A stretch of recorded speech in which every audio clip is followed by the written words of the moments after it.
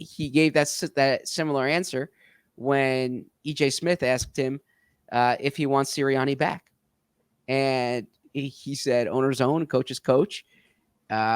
He said that when he answered that question the other night, that he didn't know this was coming, that he that's kind of how he felt, and that he thinks they're all going to fix this together.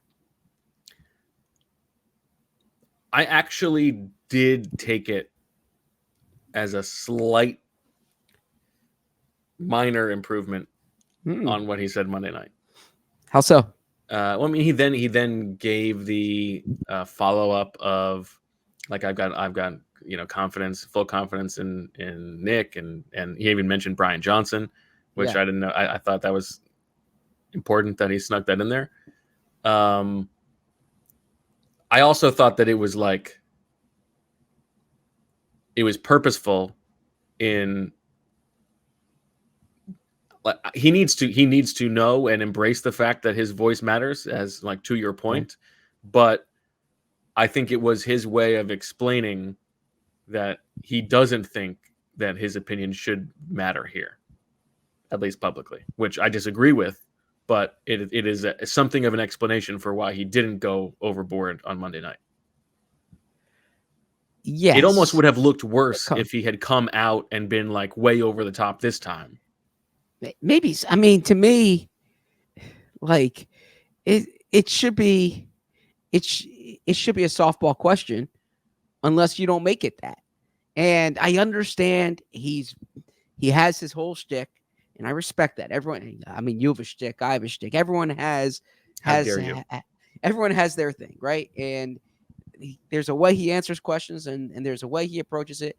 And I believe in people being authentically themselves.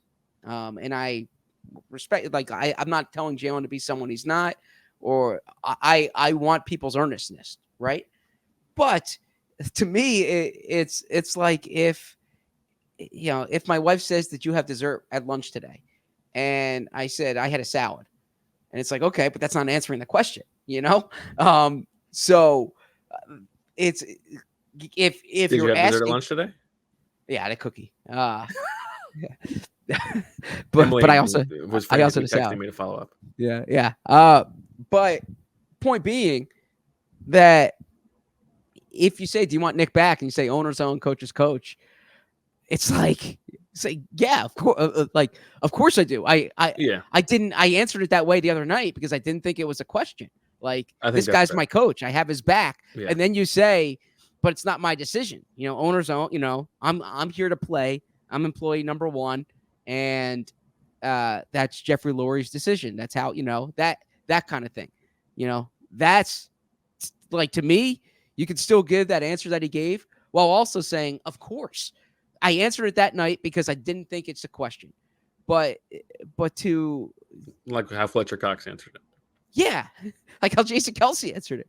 Like how Hassan Reddick answered it the other night. Like, nobody else takes that question and tries to make it into this maze to get to the answer, right? It's a simple question. Do you want him to be your coach? And if you don't, at least you can at least act like you do. And if you want it to be cryptic, then you're gonna be cryptic. So that's my interpretation for it. That's not me like reading too much into it. That's me saying simply, if you want it to be a simple question, it could be a simple, it could be a simple answer. It's totally fair. I think that's a very good point. Yeah. And it's the thing that we talked about the other day. Like, you don't know what you don't know. Yeah.